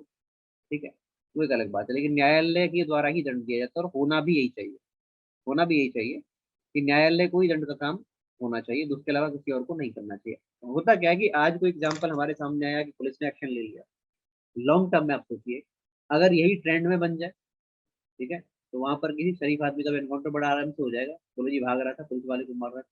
बात समझ आ रही है, छोटी सी बात मैंने कही है, हालांकि यहाँ पर केस की ग्रेविटी भी देखनी पड़ती है, कई बार स्थिति को भी देखना पड़ता है। ठीक है, तो ये कुछ एक्शन ऐसे लिए जाते हैं जो स्थिति को बताने के लिए, लोगों को देखो कुछ गड़बड़ करोगे तो हम वहां पर बैठे हुए, ठीक है, वहां पर। लेकिन अल्टीमेटली जो दंडित करने का कार्य होता है वो जुडिशरी का होता है, किसका होता है, न्यायपालिका का होता है, ये ध्यान रखना है। तो अपराध का मतलब कोई भी कार्य जो संविधान के खिलाफ है, विधि के खिलाफ है, या फिर जनता के खिलाफ है, समाज के खिलाफ है, देश की शांति को भंग करता है, राष्ट्र की प्रगति को बाधित करता है, तो ये सब आप क्या कहेंगे, ये सब आ जाता है अपराध की कैटेगरी में। ठीक है भाई, चलिए अब देखिए यहाँ पर आप देखें, एक होता है फौजदारी कानून, एक होता है दीवानी कानून। क्या मतलब है इसमें, देखिए दो, मैं बहुत एग्जाम्पल सिंपल तरीके से बताऊंगा। दो लोग हैं, ठीक है, दो लोग हैं, उनको हो गया प्यार, है ना, लड़का लड़की, लड़का लड़का, तो सब चलता है, आपको पता है, तो उनको प्यार हो गया, प्यार हो गया तो उनको करनी है शादी। ठीक है, विवाह करना चाहते हैं, तो कौन सी बात हो रही है, दीवानों वाली बात हो रही है, दीवानों वाली बात हो रही है ना। तो ये जो मैरिज एक्ट आएगा किसमें आएगा, ये आएगा सिविल लॉ के अंदर, दीवानी लॉ के अंदर। अब कुछ बात तो नहीं बनी, बाद में जाके पता लगा, किसी ने, एक ने कहा बोले चाय बना दो, दूसरे ने कह दिया मैं तुम्हारा नौकर हूँ क्या, है ना। तो छोटे मोटे में झगड़ा हुआ, आपस में असहमति बनी, और जब असहमति बनी तो फिर आगे किसकी बात, तलाक की बात। बोले अब अलग होना है, पहले इकट्ठा होना था, अब अलग होना है, तो उसके लिए भी क्या होगा, उसके लिए भी कानून है भाई, इकट्ठा होने के लिए, अलग होने के लिए, दोनों के लिए कानून है, तो वो आगे तलाक की बात। तो ये भी क्या है, दीवानी है, दीवानों का ही मैटर है। ठीक है, अब ये तो हो गया दीवानी मामला। लेकिन ऐसा हो सकता है कि जब चाय की बात कही, ठीक है, तो उसने उठाकर क्या किया, चाय का जो पैन होता है, जो होता है वो बर्तन होता है, वो लाके सर में मार दिया, बोले बनाती हूँ चाय तेरे लिए करती। तो ये क्या हो गया, ये हो गई हिंसा, डैमेज हो गया। बात समझ में आती है, यहाँ पर क्षति पहुंच गई। तो जब क्षति पहुंच गई तो अब ये दीवानी मामला नहीं हुआ, अब तो लड़ाई झगड़े की बात आ गई, तो ये क्या हो गया, क्रिमिनल बन गया भाई मामला। ये क्या बन गया, फौजदारी का मामला हो गया, वो लड़ाई झगड़ा हो गया फिजिकली यहाँ पर, या फिर फिजिकल मेंटली, या फिर किसी भी प्रकार से दूसरे को क्षति पहुंचाई जाए, तो वो क्या होगा, क्रिमिनल लॉ के अंतर्गत आ जाता है। किसी को क्षति पहुंचाना किसके द्वारा, फिजिकली मेंटली, किसमें आता है, क्रिमिनल लॉ के अंदर आ जाता है। एक और एग्जाम्पल लेते हैं। हुआ क्या कि दो भाई, चिंटू बिंटू, चिंटू बिंटू बच्चे परिवार से, दोनों में बहुत प्रेम, पापा उनके अच्छे प्रॉपर्टी वाले हैं, तो क्या किया, प्रॉपर्टी जो है बच्चों के नाम कर दी, लेकिन करते समय कुछ उनको मजा नहीं आया, बोले सही बंटवारा नहीं हुआ, या फिर जो वसीयत लिख करके गए थे वो कच्ची वसीयत लिख गए, पक्की नहीं हुई। तो उनको आपस में दिक्कत हुई, बोले ये वाला हिस्सा मैं दूंगा, ये वाला तू लेगा। इस प्रकार का झगड़ा आप परिवारों के अंदर देखते हो। नॉर्मल झगड़ा हो रहा है, बातचीत हो रही है, उसके बाद उन्होंने कहा ठीक है हम इसको नहीं सुलझा सकते, हम इसको पंचों के बीच में लेकर के जाएंगे। अब पुराने जमानों में क्या क्या होता था, आज भी ग्राम समाज में आप जाएंगे तो वहां पर क्या होता है, 4-5 लोग मेन मेन बैठ गए और वो सुलझा लिया करते हैं, है ना, ये होता है। अब वो ट्रेंड चला गया, आजकल लोग न्यायालय की तरफ जाते हैं, न्यायालय में गए, जुडिशरी के पास गए, वहां जाकर के चीजें सुलझाते हैं। बोल देखिए ये प्लॉट है, इसके अंदर ये वाला हिस्सा मेरा है, ये वाला भैया का है, हम जो है ना आपस में हमारा विवाद है इस चीज को लेकर के, वो मेरी बात नहीं मानता, मैं उसकी बात नहीं मानता, आप बताइए। तो जुडिशरी क्या करती है, बोले फाइल को यहाँ रख दो, उनके पास काम तो बहुत सारा होता है, 20 साल तक वो केस चलता है। और 20 साल के बाद व्यक्तियों को ज्ञान हो जाता है, बोले इनके पास नहीं आना भाई, बोले काम करो आपस में सुलझा को बैठकर, ऐसा हो जाता है। ठीक है, ये एक विशेषता है। मैं समझाना क्या चाहता हूँ कि जुडिशरी के पास ये मामला है, न्यायपालिका के पास आया, उन्होंने इसको सुलझा दिया। तो ये जो मामला है कौन सा है, ये दीवानी मामला है, सिविल मामला है। ठीक है, लेकिन यहीं पर ये हो जाए, बोले ये हिस्सा तेरा है, ये मेरा, बोले मैं तेरी बात नहीं मानूंगा, तू मेरी बात नहीं माने, जूता निकाल लिया और चल दिया आप उसमें। होता है ना कि वो कट्टे बंदूक भी निकल जाती है, तो फिर वहां पर हो गई हिंसा। ये जिसमें आ गया, ये क्रिमिनल में आ गया, फौजा है। तो ये दो प्रकार के जो है मामले देखने को मिल जाते हैं, एक क्रिमिनल मामला, एक होता है सिविल मामला। क्रिमिनल मामलों को लेकर के जो कानून है उसको आप कहेंगे क्रिमिनल लॉ, और सिविल मामलों को लेकर के जो कानून है उसको आप कहेंगे सिविल लॉ, यानी कि दीवानी नियम। तो इसमें होना ही नहीं चाहिए। ये तो मैंने आपको बिल्कुल ऐसे एज ए लेमन समझा दिया। अब थोड़ा सा पढ़े लिखों वाली बात कर लेते हैं। ठीक है, कैसे पढ़े लिखे, वैसे हमने गंवारों वाली बात सीखी है, हमने इसको बिल्कुल प्रैक्टिकल तरीके से समझा है। लेकिन होता है ना किताबी, उसमें बोले ऐसे लिखो जो बढ़िया सामने वाले को लगना चाहिए कि आप पढ़ा है इसको। जैसे कि अगर आपसे कोई ये कहे, पुराने टाइम का बड़ा बूढ़ा, कि बोले आज जो है ये पुरवैया चल रही है, पछैया चल रही है, बारिश आएगी, बादल आएगा। बोले क्या यार, आप क्या कहाँ से देख लिया आपने? ऑब्जर्वेशन लर्निंग थी उनकी, उन्होंने आपको बता दिया, आप नहीं मानोगे, है ना। लेकिन अगर वही बात कोई आपको साइंस टीवी पर, वो आते हैं ना मैडम सर आते हैं, बोले आज दिल्ली के अंदर बारिश हो सकती है, आपके लखनऊ के अंदर बारिश हो सकती है, तो आप मान जाओगे, बोले हाँ, आज बारिश आ सकती है। होता नहीं होता है। तो कहने का मतलब क्या है, यहाँ पर हमको वो एंकर वाली बात करनी पड़ेगी, लगना चाहिए कि आपने कुछ पढ़ा है। चलिए, तो यहाँ पर अगर हम देखें, जो सिविल लॉ है, जो हमारा दीवानी मामला है, इसका गोल क्या है, इसका ऑब्जेक्टिव क्या है? सुनिए बात को। आवाज ब्रेक हो रही है भाई? नहीं, बाकी जगह नहीं हो रही, आपकी तरफ हो रही है भाई। एक ही बच्चा कह रहा है, बाकी सबको मजा आ रहा है। हाँ, चलिए। नहीं, सिविल केस में जेल जाने के चांस तब होते हैं जब उसमें कुछ गड़बड़ी करते हो। 420 करोगे तो फिर वो सिविल केस नहीं रहा ना, फिर तो क्रिमिनल में आ जाएगा। बात समझ में आ रही है? हाँ, चलिए। तो यहाँ पर मैं आपसे कह रहा था कि अगर हम बात करें सिविल मामलों की, दिवाली मामलों की, ये जो दीवानी मामले होते हैं उनका गोल क्या है, उनका ऑब्जेक्टिव क्या है, लक्ष्य क्या है? क्या इनका लक्ष्य है? इनका पहला लक्ष्य होता है कॉम्पनसेट करना, कॉम्पनसेट। अब जैसे कि वो बता रहा था, चाय वाली बात हो गई। चाय वाली बात पे एक पार्टी दूसरी पार्टी से अलग होना चाहती है ना। फिर वहां पर क्या होता है, जी देखो मेरा इसने जो है ना इतना पैसा ले लिया, मैं कल को कैसे गुजारा करूंगी या करूंगा। याद रखना, कॉम्पनसेशन दोनों तरफ चलता है, ऐसा नहीं कि लड़का ही लड़की लड़के से ले सकती है, उल्टा भी होता है। डिपेंड करता है अर्निंग व्यक्ति कौन है। ठीक है, तो यहाँ पर क्षतिपूर्ति यानी कि कॉम्पनसेट, एक पार्टी दूसरी पार्टी से कहती है मुझे कॉम्पनसेट किया जाए, मुझे क्षतिपूर्ति दी जाए।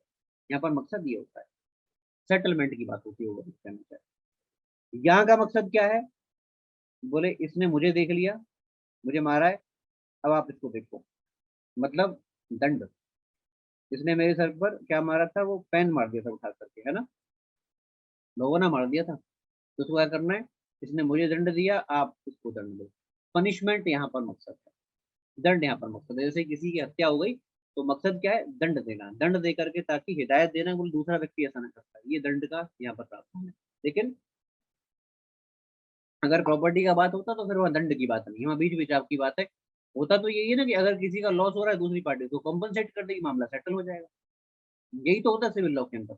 चलिए, उसके बाद यहाँ पर गोल के बाद अगर बात करें कि इसका जो प्रभाव है, सुनिएगा बात को, इसका जो प्रभाव है, इसका जो इफेक्ट है, इसका जो इफेक्ट है, इसका जो प्रभाव है, इसका जो एक्सटेंट है, इसका एक्सटेंट जो है इंडिविजुअल के तक है, यानी किसकी तरफ, निजी व्यक्ति की तरफ। इंडिविजुअल की तरफ है, किसी निजी व्यक्ति की तरफ है। जैसे कि दो भाई आपस में लड़ रहे हैं, लड़ के आ रहे हैं, उनको टेंशन है, बोले ये वाला हिस्सा मेरा है, उसे समाज को तो कोई हानि नहीं हो रही, है ना भाई, घर के अंदर कोई परेशानी नहीं है। अब जैसे तलाक हो रहा है तो उसके अंदर समाज को कोई हानि नहीं है भाई, ये तो डिसएग्रीमेंट हो गया, नहीं रहना चाहते साथ में, समाज को कोई इशू नहीं है, ठीक है।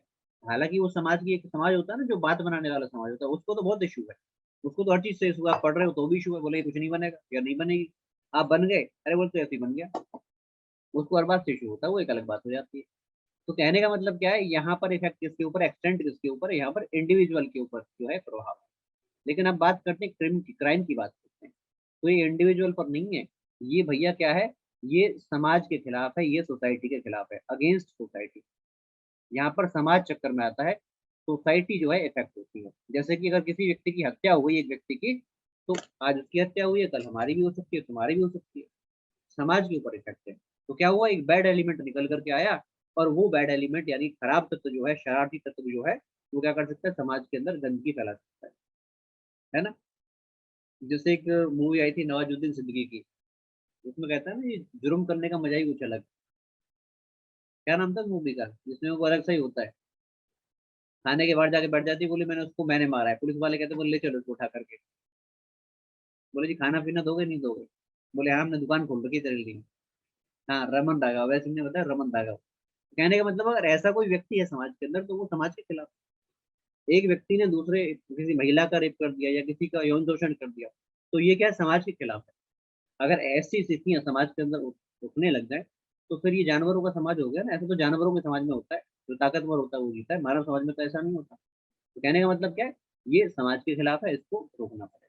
तो ये क्या है, यहाँ पर एक्सटेंट की बात हो गई है। इसके अलावा कि यहाँ पर जो केस करने वाला होता है, यानी कि जो पार्टी होती है उसको एडजुडिकेट करने वाला है, या फिर उसको कह सकते हैं इसका जो अभियोजक है, अभियोजक का मतलब क्या है, प्रोसिक्यूटर, यानी कि जो मामला हो चल सकता है एक पार्टी।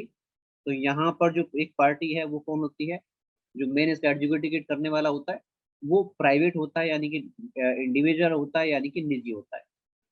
मामला आपस में निपट जाए कोई दिक्कत नहीं। लेकिन अगर यहाँ की बात करें, तो यहाँ का जो प्रोसिक्यूटर होता है वो स्टेट होता है, राज्य होता है, सरकार या सरकारी मशीन जो होती है। जैसे किसी की हत्या हो गई, रेप हो गया, तो वहां पर आप देखते हैं गवर्नमेंट एजेंसी पुलिस जो है, पुलिस और साथ में इन्वेस्टिगेशन एजेंसी या फिर कोई और न्यायिक एजेंसी, उसको बीच में आना ही पड़ता है, ताकि समाज के अंदर चीजें बराबर बनी रहें। बात समझ में आती है।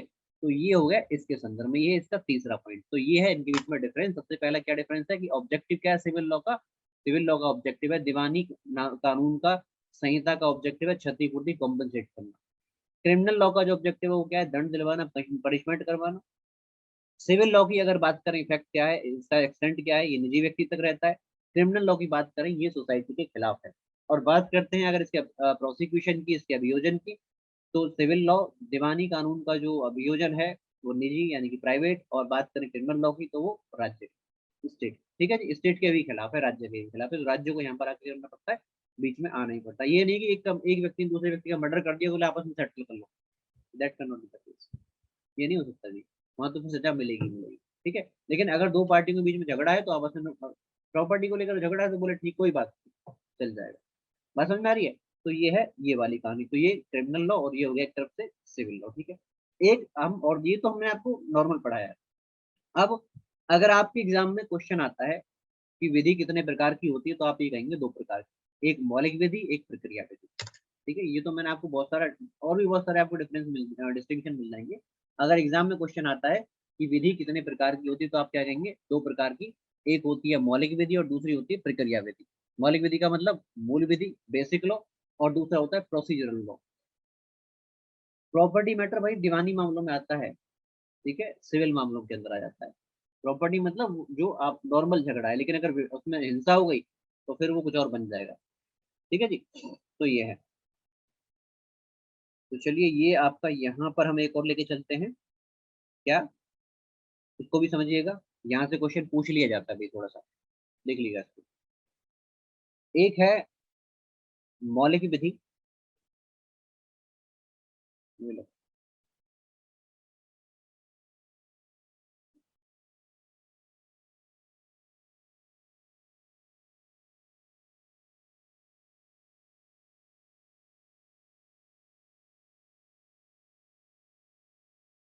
ये क्या हो रहा है भाई,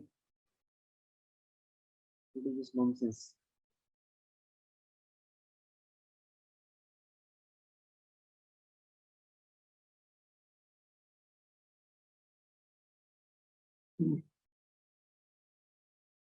चलिए जी, तो एक जो है यहाँ पर हो गई मौलिक विधि, सुनिएगा बात को, एक हो गई मौलिक विधि बेसिक लॉ, और दूसरा होता है प्रक्रिया विधि प्रोसीजरल लॉ, यानी कि जहां पर बात की जाती है किसकी, प्रोसीजर की, प्रक्रिया की जहां पर बात की जाती है। ये छोटा सा डिस्टिंक्शन है, इसको भी समझना है हमको।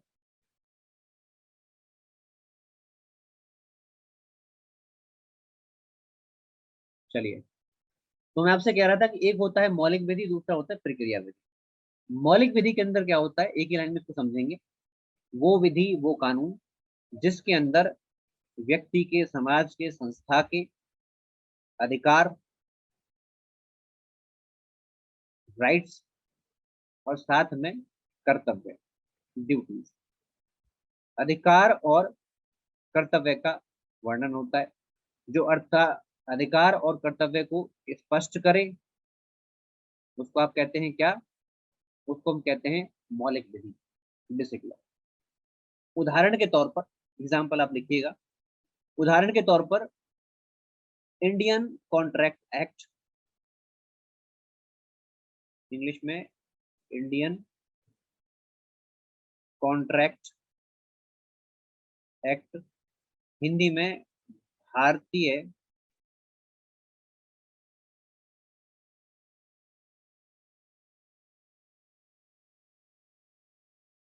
भारतीय संविदा अधिनियम, भारतीय संविदा अधिनियम 1872, 1872। उदाहरण के तौर पर इंडियन कॉन्ट्रैक्ट एक्ट। आपने सुना हुआ है अग्रीमेंट, कॉन्ट्रैक्ट, दो पार्टी के बीच में कॉन्ट्रैक्ट हो गया, है ना। अब ये कॉन्ट्रैक्ट क्या है, कॉन्ट्रैक्ट करने वाले का जो अधिकार है वो क्या है, ड्यूटी क्या है, ये सब कहाँ पर लिखा है, ये इंडियन कॉन्ट्रैक्ट एक्ट के अंदर लिखा हुआ है। अभी शब्द समझ लेना, एक मैंने कहा था अग्रीमेंट, और दूसरा मैंने आपसे कहा था कॉन्ट्रैक्ट, दोनों के बीच में क्या डिफरेंस है, एक सहमति और दूसरा क्या है, संविदा। कॉन्ट्रैक्ट, दोनों के बीच में क्या डिफरेंस है, छोटा सा यहाँ पर बता रहा हूँ, हमको पढ़ना नहीं है, हमारे सिलेबस में नहीं है। एक व्यक्ति ने दूसरे व्यक्ति से कोई प्रॉमिस कर दिया, कोई वायदा कर दिया, ठीक है, उसको आप कहते हैं अग्रीमेंट, दोनों में सहमति बन गई कि हम ऐसा करेंगे, ठीक है, तो क्या कहते हैं उसको, अग्रीमेंट। लेकिन अगर उसको लीगली इन्फोर्स करवा दिया जाए, मान लीजिए लिखित के अंदर हो गया, है ना, लिखित के अंदर हो गया, और वहां पर लिखित में करने के बाद कॉपी बन गई, तो फिर क्या होता है, लीगली इन्फोर्सेबल हो गया वो। अब वो अग्रीमेंट नहीं रहा, वो कॉन्ट्रैक्ट हो गया। कहने का मतलब है, अगर एक पार्टी उस कॉन्ट्रैक्ट की जो भी शर्तें थी उनमें से एक को वायलेट करता है, दूसरे वाला व्यक्ति कहाँ जाएगा, कोर्ट के पास चले जाएगा, बोले देखो इसने ऐसा कहा था, पर नहीं मानता, ये गलत आदमी है। तो न्यायालय बुलाया, बोले हमें जरा, उन्हें कहा था, मुझे नहीं कहा था, लिखा हुआ देख, साइन है तेरा, तुम कर रहा है, मुर्गा बना देंगे तेरे को। जॉली एलवेन ऐसी तो होता है, जज साहब तो झूठ बोल रहा है, मुर्गा बोल को देखा था ना अपन। चलिए, तो मजाक की बात हो, कहने का मतलब क्या है कि अगर एक पार्टी दूसरी पार्टी कोई प्रॉमिस करती है, लीगली इन्फॉर्मेशन है, लीगली इन्फोर्सेबल है, तो उसको हम क्या कहेंगे, कॉन्ट्रैक्ट यानी कि संविदा। ठीक है जी, ये छोटी सी बात। तो ये सब कहाँ पर लिखा है, इंडियन कॉन्ट्रैक्ट एक्ट में लिखा हुआ। देखिए यहाँ पर क्या है, अधिकारों की बात भी आ गई,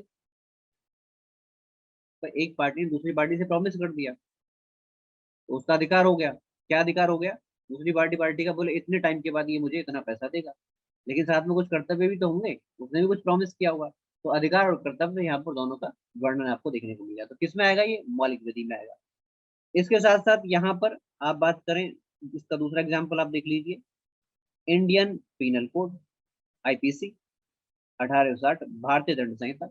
जब भारतीय दंड संहिता में जाएंगे तो वहां पर विभिन्न प्रकार के अपराध और उनके जो है अपराध के लिए क्या दंड है, सब कुछ यहाँ पर दिया गया है। तो जिसमें आ गया, मौलिक विधि में आ गया। ठीक है, इसके साथ साथ यहाँ पर आप बात करें, तीसरा एग्जाम्पल और ले लेते हैं, जिसको आप कहते हैं transfer of property act, transfer of property act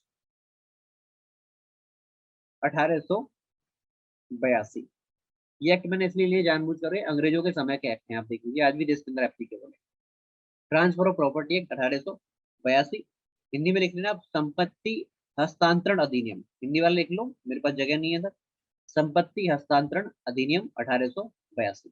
तो ये सब किसमें आ गया, मौलिक विधि, यानी कि वे कानून, वे विधि जिसके अंदर या तो अधिकार की बात हो रही है या फिर कर्तव्य को बात हो रही है, तो उसको आप क्या कहेंगे, उसको हम कहेंगे मौलिक विधि। लेकिन ये ना हो करके यहाँ पर क्या हो जाए, कार्यवाही की जो प्रक्रिया है, कार्यवाही की जो प्रक्रिया है उसकी चर्चा होने लगे। कार्यवाही की जो प्रक्रिया है अगर उसकी चर्चा होने लगे, इंग्लिश में कहते हैं procedure of action, procedure of action, यानी कि जो कार्य होना है उसके प्रोसीजर को बताने लगे, तो उसको आप कहेंगे प्रक्रिया विधि। ठीक है, उसको क्या कहेंगे, प्रक्रिया विधि। एग्जाम्पल लेंगे हम यहाँ पर, पहला एग्जाम्पल लेते हैं, आपको समझ में आ जाएगा अभी। पहला एग्जाम्पल क्या है, पहला एग्जाम्पल है दंड प्रक्रिया, दंड प्रक्रिया संहिता। पहला एग्जाम्पल है दंड प्रक्रिया संहिता 1973, 1973। ठीक है, इंग्लिश वाले लिखेंगे सीआरपीसी 1973, इंग्लिश में लिख लेना पूरा, code of criminal procedure, code of criminal, criminal procedure, code of criminal procedure. ठीक है, सीआरपीसी 1973। देखिए आईपीसी में क्या लिखा है, आईपीसी में लिखा हुआ है कोई व्यक्ति ने अगर हत्या कर दी है तो मर्डर के लिए उसको क्या है, बोले फांसी दे दो, लटका दो, ऐसा लिखा हुआ। लेकिन उसकी प्रक्रिया क्या होगी, कहने का मतलब क्या है, जब उसने अपराध किया है तो अपराध को संज्ञान में लेना, उस व्यक्ति को अरेस्ट करना, उसका ट्रायल करना, ये तो आईपीसी में नहीं लिखा। उसमें तो एक लाइन लिख दी, बोले हत्या करी तो लटका दो, या कोई और अपराध किया तो ये दंड दे दो। ठीक है, यहाँ पर ये लिखा हुआ है। लेकिन यहाँ पर क्या है, पूरा प्रोसीजर, अगर अपराध किया है तो दंड, उसको अरेस्ट किया जाएगा, किस प्रक्रिया के तहत अरेस्ट किया जाएगा, तो ये सब बातें कहाँ पर हैं, ये सब बातें यहाँ पर है। ठीक है भाई, कहाँ पर, यहाँ पर है। उसके साथ साथ जब हम अपराध की बात करते हैं, किसी ने रेप किया है, इसने हत्या की है, या कोई और इसने हिंसा की है, तो वहां पर क्या होता है, एविडेंस की बात की जाएगी। ठीक है, एविडेंस की, साक्ष्य की बात की जाएगी, कौन सा साक्ष्य माना जाएगा, कौन सा नहीं माना जाएगा। तो भारतीय साक्ष्य अधिनियम, इंडियन एविडेंस एक्ट, इंग्लिश वाले लिख लेना, मैं इंग्लिश में नहीं लिखूंगा, इंडियन एविडेंस एक्ट, भारतीय साक्ष्य अधिनियम 1872। तो एविडेंस कहाँ पर है, इस अधिनियम के अंतर्गत है। तो ये क्या है, यहाँ पर प्रोसीजर की बात हो रही है, प्रोसीजर में ही तो आ रहा है सब कुछ, ये प्रक्रिया में ही तो आ रहा है। इसके साथ साथ ये तो क्रिमिनल मामलों की बात, अगर हम बात करें सिविल मामलों की, तो सिविल मामलों में क्या होगा, सिविल मामले होगा सिविल प्रक्रिया संहिता, सिविल प्रक्रिया संहिता, सिविल प्रक्रिया संहिता, यानी कि सिविल मामले होंगे उनका जो प्रोसीजर कहाँ होगा, उनका प्रोसीजर भैया, उनका प्रोसीजर कहाँ पर बताया जाएगा, अरे अभी भी चल रहा है।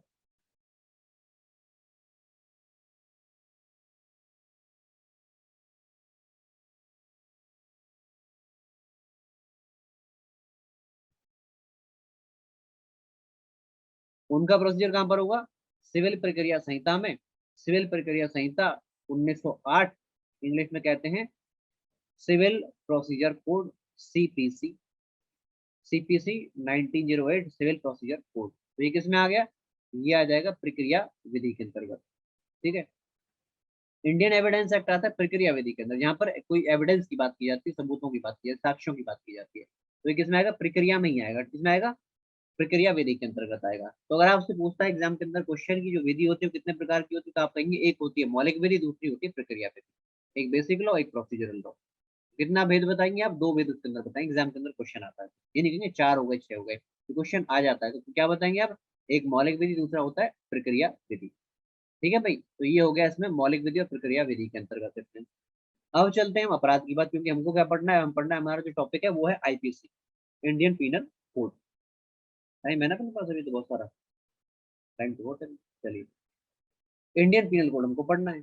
तो अपराध हमने पढ़ा भी क्या, अपराध के संदर्भ में मैंने आपको बताया अपराध क्या होता है। अपराध होता है कोई भी कार्य जो संविधान के खिलाफ है, जो विधि के खिलाफ है, और जो है समाज के खिलाफ, जनता के खिलाफ, जिससे देश की शांति भंग होती है, जिससे राष्ट्र की प्रगति रुकती है।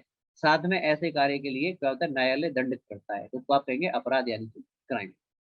अब यहाँ पर कुछ और डेफिनेशन है, उनको भी देख लेते हैं। जैसे कि आईपीसी खुद इसको डिफाइन करता है।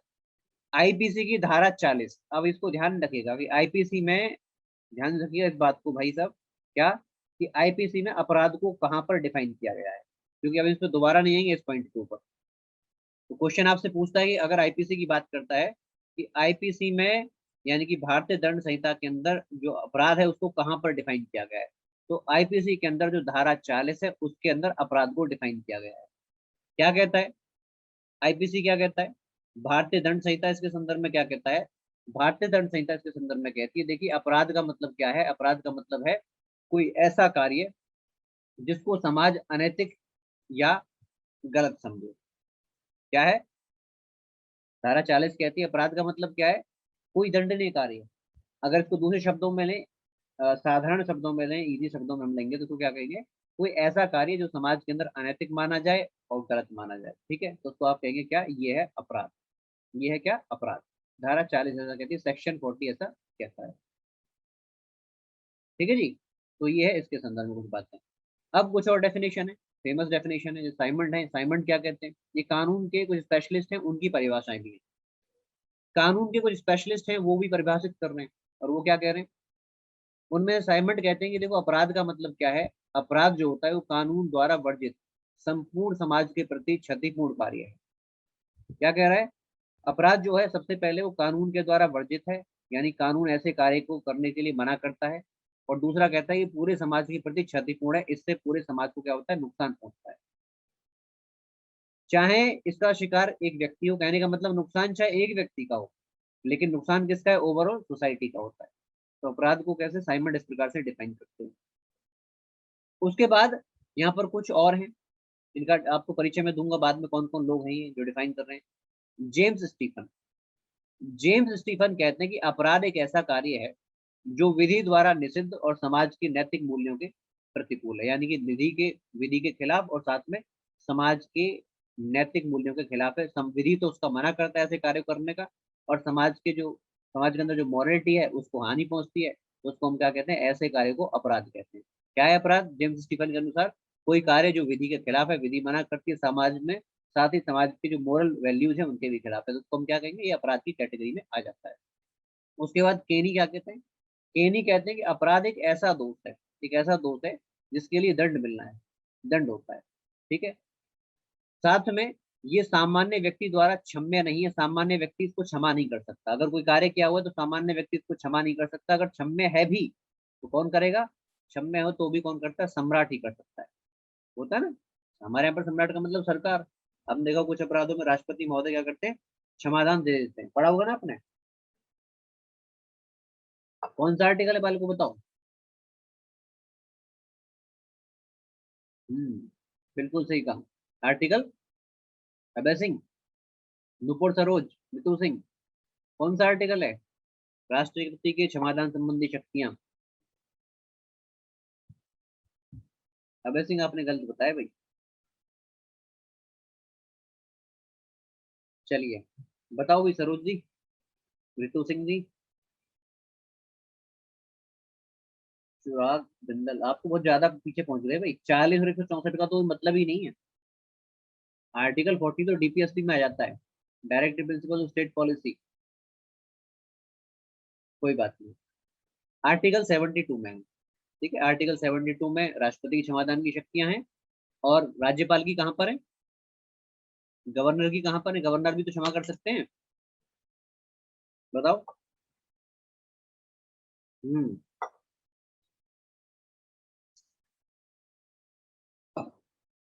हाँ मिल गया दिव्या गौतम, आपका नाम लिख दीजिए दोबारा। कई बार क्या होता है मैसेज ऊपर नीचे हो जाते हैं, आपका मैसेज मिलता है मुझे बराबर मिल रहा है। अब आप बताना चाहें तो आप बता सकते हैं, ठीक है। आर्टिकल 161 में है, ठीक है, वेरी गुड। 123 तो ऑर्डिनेंस के लिए है रितु सिंह, 123 ऑर्डिनेंस के लिए है, अध्यादेश के संबंध में। ठीक है, तो मैं यहाँ पर क्या कर रहा था, केनिंग कहते हैं कि अपराध एक ऐसा दोष है जिसके लिए क्या है, अनुशास्ती, अनुशासित नहीं है, अनुशास्ती है, लिख लेना इसको पूरा ठीक करके, अनुशास्ती है, जिसके लिए दंड क्या है, दंड का विधान है। साथ में क्षम्य नहीं है, अगर क्षमा कोई कर सकता है तो सम्राट कर सकता है, यानी कि सरकार कर सकती है। ठीक है भाई, तो ये होगा केनी। उसके बाद में एक और डेफिनेशन है, एक दो और, जैसे ब्लैक स्टोन है, ये क्या कहते हैं कि कोई भी निषिद्ध या आदेशित करने वाली सार्वजनिक अधिकारों के अतिक्रमण के रूप में किया गया जो कार्य होता है या लोप होता है वो अपराध कहलाता है। पढ़ लेना इनको, छोटी छोटी, नथिंग सीरियस, नथिंग। ठीक है, अब ये जो नाम मैंने पढ़े यहाँ पर, केनी हो गया, जेम्स स्टीफन हो गया, विलियम ब्लैक हो गए, ये ब्रेम ब्लैकस्टोन, ये कौन कौन लोग हैं? देखिए एक किताब आती है आउटलाइंस ऑफ क्रिमिनल लॉ, इसके लेखक है Kenny. A general view of criminal law of England, a general view of criminal law of England, इसके लेखक हैं कौन? James Stephen. उसके साथ में commentaries on the laws of England, इसको लिखा है विलियम ब्लैकस्टोन। तो ये क्या है, जब हम किसी विषय की बात करते हैं कौन कहता है, तो उसके जो विशेषज्ञ होते हैं उनके बारे में कहना पड़ता है, उनको हमको कोट करना पड़ता है।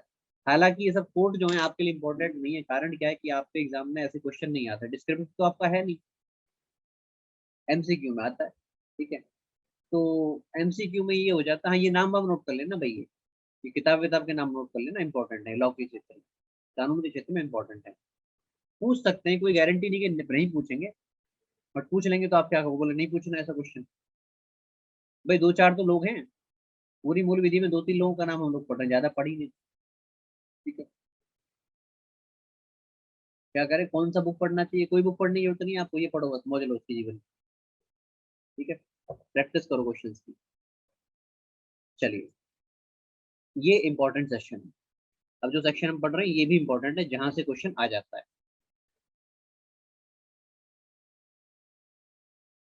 इंपॉर्टेंट सेक्शन, सेक्शन अपराध के तत्व, एलिमेंट्स ऑफ क्राइम।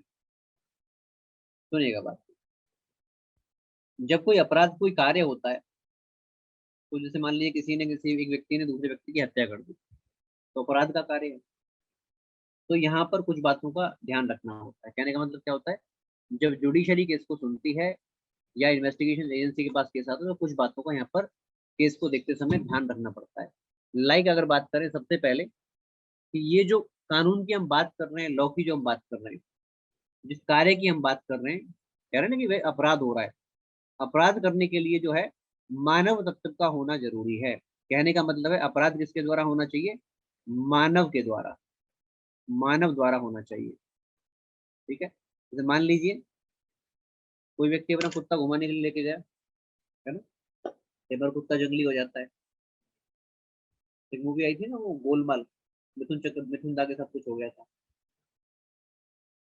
याद करो, अच्छा सीन हो, याद है ना, वो हड्डी रख देता है उनके जेब के अंदर, और कुत्ता पीछे जाके चिपक जाता है, तो मिथुन दा की जो कैरेक्टर है उसमें चीख निकल जाती है, तो चीख तो निकलेगी, कुत्ते का बाइट बड़ा अच्छा होता है। ठीक है जी, तो कहने का मतलब क्या है, जैसे ऐसी कोई घटना है, कुत्ता गया, कुत्ते ने किसी को काट लिया, या फिर कोई जानवर लेकर के आया, हाथी लेकर के आ गया, बोले मैं बड़ा आदमी, मैं हाथी लेकर के आऊंगा, मैं हाथी पाल सकता हूँ, हाथी लेकर के आया, हाथी बिदक गया शहर को देख करके, और जब बिदक गया दो चार लोगों को चिपका दिया उसने। ठीक है, अब जब प्रोसिक्यूट किया जाएगा, जो मुकदमा लिया जाएगा, तो हाथी खिलाफ नहीं है कि बोले रामलाल नाम का हाथी कटघरे के अंदर पेश हुआ, ऐसा कुछ नहीं होगा भाई। मुकदमा किस पर बनेगा, जो हाथी का मालिक है, कि उसने क्या किया है, केयरलेस बिहेवियर किया है, उसका जो बिहेवियर है वो रेकलेस है, अपनी जिम्मेदारियों से वो भाग गया है। ठीक है, और एग्जाम्पल आप ले लीजिए, जैसे मान लीजिए आप गाड़ी लेकर के जा रहे हैं, कार आप लेकर के जा रहे हैं, अभी नई गाड़ी खरीदी है ना, नया एक्सप्रेस वे बना है, आपने गाड़ी लगा दी उसके ऊपर, और 150 को आप पार कर गए। तो नई नई गाड़ी सीखते हैं ना, वो एक्सीलेटर जमाने में बड़ा मजा आता है, तो हवा से बातें हो रही हैं, जैसे कुछ घुमाव आता है तो फिर लगता है गए, है ना, और जब उससे बच जाते हैं तो फिर रोमांच हो जाता है, बोले बच गए, तो दोबारा करेंगे ऐसा, ऐसा होता है जीवन के अंदर। यहाँ पर मान लीजिए गाड़ी के द्वारा कुछ घटना हो जाती है, सामने वाले व्यक्ति या किसी को जान माल की हानि हो जाती है, तो वो ऐसा नहीं कि गाड़ी को पकड़ेंगे, गाड़ी तो एलिमेंट है, लेकिन अपराध जो बनेगा, मुकदमा बनेगा, जो चालक है उसके ऊपर बनेगा, बोले इसको पकड़ो। ठीक है, तो पहला तत्व क्या है इसका अपराध का, पहला तत्व है कि जो एलिमेंट है वो मानव के द्वारा, उसके जानवर के द्वारा, उसकी वस्तु के द्वारा नहीं, वो जब्त हो सकती है बट मानव के द्वारा अपराध होना चाहिए। तो पहला क्या है, पहला एलिमेंट है मानव। ठीक है। दूसरा दूसरा है आपराधिक मन स्थिति, दुराशय इंग्लिश में कहते हैं मेंसरिया। सुन लीजिएगा इस बात को, इंपॉर्टेंट है, कई बार क्वेश्चन आता है, जरूरी है इसको समझना। इसका मतलब क्या है, कई बार ऐसा भी तो होता है यार कि व्यक्ति कुछ काम करने गया, गलती से कुछ काम हो गया, है ना। जैसे मान लीजिए आपको शौक है, कुछ लोगों को होता है ना, चलते चलते भागते हैं और वो ऐसे एक्शन लेते हैं, ऐसे जाते हैं दौड़ कर फिर ऐसे ऐसे हाथ घुमाते हैं, है ना। क्रिकेट के बच्चे जो आपको पता ही है, उनको शौक होता है ऐसे पत्थर, उसने एक पत्थर, किसी व्यक्ति ने पत्थर हाथ में ले लिया, ऐसे घुमा दिया, घुमा के मार दिया, सामने एक ताऊ जी जा रहे थे, उनको लग गया, ताऊ जी ढेर हो गए। ऐसा हो जाता है। कहाँ पर हुआ था ऐसा, एक मूवी आई थी ना, चुपके चुपके, शाहिद कपूर गूंगा होता है ना, वो बैठा होता है, खाना खा रहा होता है, कौन, राजपाल यादव, वो ऐसे लोटा ऐसा कर देता है, पानी नीचे गिर जाता है उसके ऊपर, फिर उसके पीछे भागता है। ठीक है। अब आगे कौन मिल जाते हैं, ओमपुरी साहब मिल जाते हैं, बोले तुम्हें मुंगेश जी को मारना चाहते हो, तो बोले काम करो, तुम इसको ये काम करो, लोटा मारो। तो लोटा मारता है लेकर के, मार कहीं रहा, वो लग कहीं गया। ठीक है। तो कहने का मतलब क्या है यहाँ पर, दूसरी चीज होती है कि अपराध करने की यहाँ पर स्थिति भी होनी चाहिए मन की। एक सेकंड, ये क्या हो गया,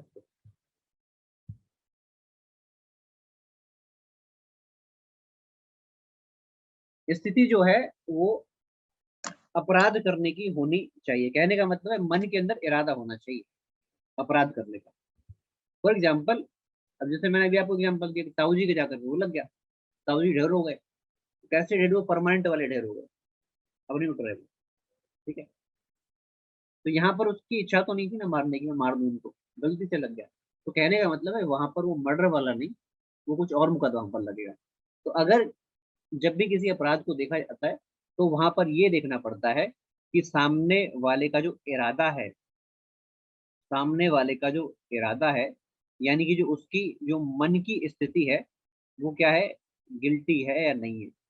यानी कि मन का जो इरादा है, गिल्टी माइंड है या नहीं है, गिल्टी माइंड देखना जो है वो जरूरी है। ठीक है जी। हाँ। ये कह रहे हैं कि सर गाड़ी में भी पत्थर मारते रहते हैं बच्चे, जन्मभूमि क्या जानबूझकर, हम क्या कर सकते हैं, आप कुछ नहीं कर सकते। ठीक है, आप कुछ नहीं कर सकते, वो तो बच्चों का काम होता है। आज के टाइम पर तो कुछ नहीं, आज के टाइम पर आप गाड़ी लेके जाओ, कोई पूछने वाला नहीं है। पुराने टाइम पर आप देखो, मैं ध्यान है मुझे जहाँ तक, अब 90s की बात करो, 90 और 90s में कोई गाड़ी अगर आती थी गाँव के अंदर तो सारे बच्चे उसके पीछे भागते थे, बोलो भाग लो भाग लो। कुछ नहीं करना उनको, उनको क्या करना होता है, गाड़ी की शीशे पर रेत जम जाता था, तो क्या करना होता है, हाथ से अपना नाम लिखते थे जाकर के, उनको ये काम करना होता है। तो कोई पत्थर वत्थर मारना आप कुछ नहीं कर सकते, आप धमका सकते, बोले बैठ जाए बच्चे, समझ रहे बात की। चलिए, तो यहाँ पर मैं आपसे कह रहा था कि यहाँ पर गिल्टी माइंड का होना जरूरी है। दंड जो है उसी आधार पर दिया जाएगा, जो मतलब क्या है यहाँ पर मुकदमे का, अंत में दंड देना है। तो दंड जो दिया जाएगा इस बात को देखकर दिया जाएगा इसके मन की स्थिति क्या थी, मन के अंदर दुराशा था या नहीं था। फॉर एग्जाम्पल, एक और एग्जाम्पल मैं आपको देता हूँ। यहाँ पर कोई व्यक्ति है ए, ये कोई व्यक्ति है बी, ठीक है, और ये कोई व्यक्ति है सी। अब ए दुश्मनी थी किसके साथ, बी के साथ, बोले मैं बी को नहीं छोड़ूंगा। एक दिन पूरी प्लानिंग प्लॉटिंग की, ये पहुंच गए, इधर से उन्होंने क्या किया, गोली चला दी, इनके पास गई। अब ये जो है वो राहुल द्रविड़ के फैन, राहुल द्रविड़ आप जानते हैं ना, दूर से बॉलर आ रहा है, भाग करके छोड़ दिया। इनको भी कुछ ऐसा लगा, इन्होंने गोली को छोड़ दिया, वो गोली जाके लगी इसको। ये बेचारा समोसे खा रहा था अपनी पत्नी के साथ, तो पत्नी कह रही, बोले अभी तो यहीं से कहाँ गए, बाद में देखा तो नीचे पड़े, है ना। कहने का मतलब यहाँ पर इनकी मृत्यु हो गई। अब ए जो है वो सी को मारना तो नहीं चाहता, ठीक है, इरादा तो इसका था, लेकिन ये लपेटे में आ गए। तो जब जो दंड दिया जाएगा तो इस बात को ध्यान में रख के दिया जाएगा, याद रखना इस बात को, ठीक है ना। तो ये एलिमेंट भी देखा जाता है, इसको आप कहते हैं मेंसरी, आप समझ गए हो आप। मैन मतलब मन, मन की स्थिति, मन जो है गलत होना चाहिए, उसको देख करके दंड दिया जाता है। ठीक है जी। चलिए, उसके बाद है एक्टस रिया, आपराधिक कृत्य। आपराधिक कृत्य का मतलब है कि जो कार्य किया है, जो कार्य किया है, जो कृत्य किया है, वो कैसा कृत्य है, दोषी वाला कृत्य है। खाली सोच लिया ऐसा नहीं होता, सोचता तो इंसान पता नहीं क्या क्या है ना।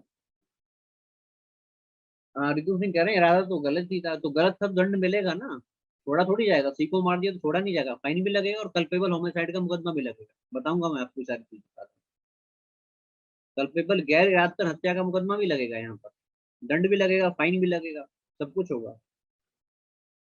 लेकिन इस केस में बी की बात होती है, अगर बी मर जाता तो फिर वहां पर हत्या का मुकदमा लगता पूरा पूरा। समझ गए रितु सिंह? नहीं समझे? अभी समझाएंगे जब आएंगे अभी दोबारा से, वैसे समझ जाना चाहिए, इतना बहुत है आपके लिए। तो क्या कह रहा था मैं आपसे, तीसरा मैं कह रहा था कि जो कृत्य है वो आपराधिक होना चाहिए, यानी कि जो कार्य क्या हो उसका नेचर क्या होना चाहिए, आपराधिक नेचर का होना चाहिए, क्रिमिनल एक्ट होना चाहिए। ऐसा जो जो कृत्य है वो दोषी माना जाना चाहिए, यानी कि गिल्ट नेचर का जो क्राइम होना चाहिए, गिल्ट नेचर का एक्ट होना चाहिए।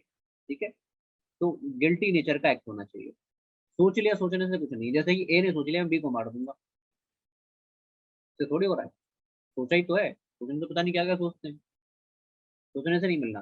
कार्य होना चाहिए, और कार्य कौन सा होना चाहिए, जो गिल्टी नेचर का हो, दोषी नेचर का हो। उसके साथ यहाँ पर ये कहा गया है कि कार्य के द्वारा समाज और मानव को क्षति होनी चाहिए, शारीरिक रूप से, मानसिक रूप से, किसी और तरीके से क्षति होनी चाहिए समाज की और मानव की, तभी उसको माना जाएगा कि ये अपराध है।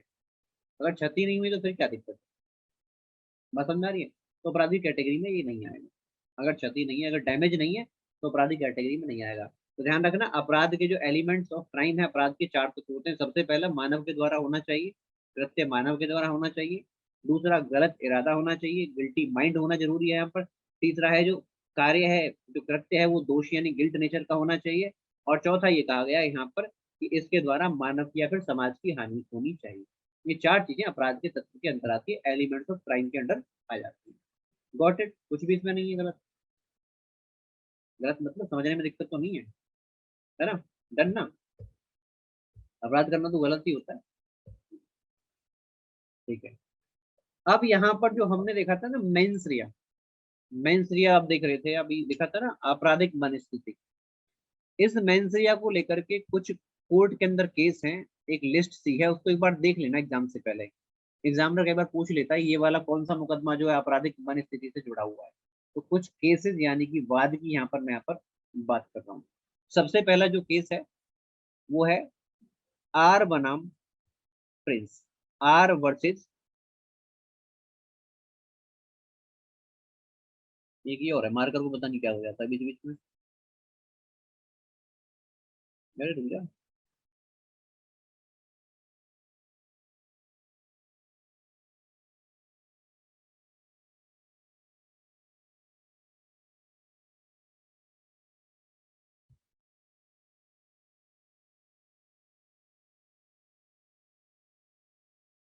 एक मिनट रुकना भाई।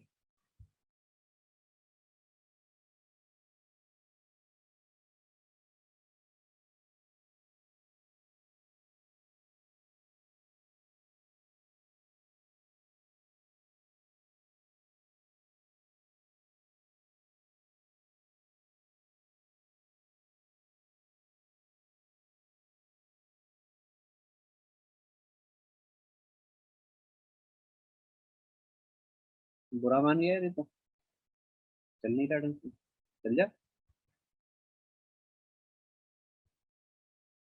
किसको टॉपिक पसंद नहीं आ रहा भाई, कौन बददुआएं दे रहा है, बोल रहा है कि पढ़ाओ सर, मजा नहीं आ रहा, तब ये बुरा मान गया। चलो इरेजर मिल गया हमको, इरेजर नहीं मिल रहा था, ऐसा मत करो भाई।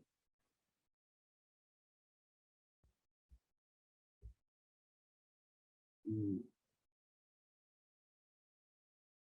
दिल से पढ़ो भाई,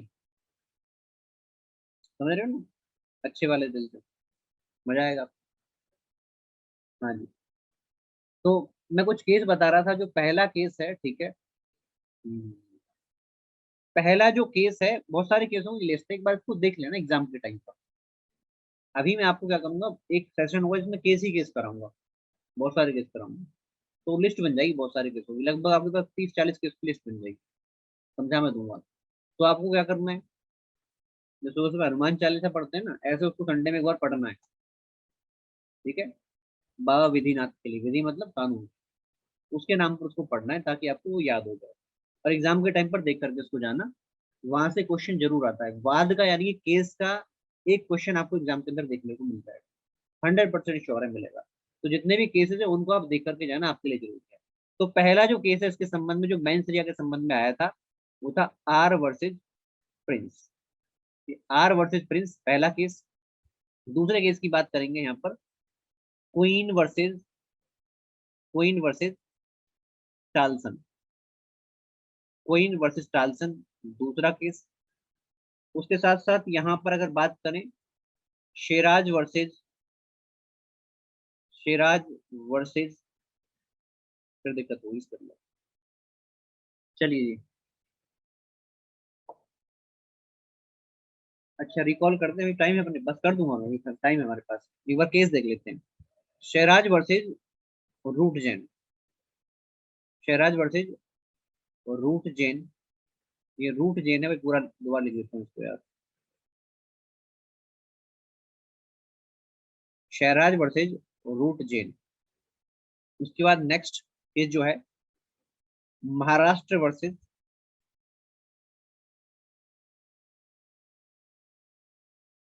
महाराष्ट्र वर्सेज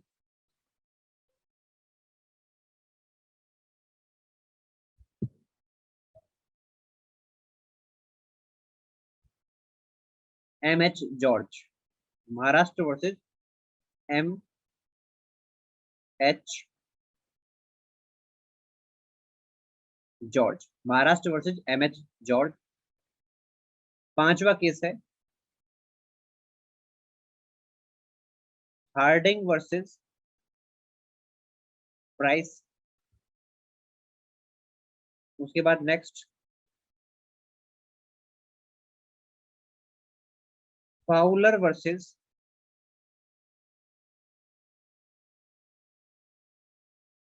फाउलेज वर्सेज पेजेट।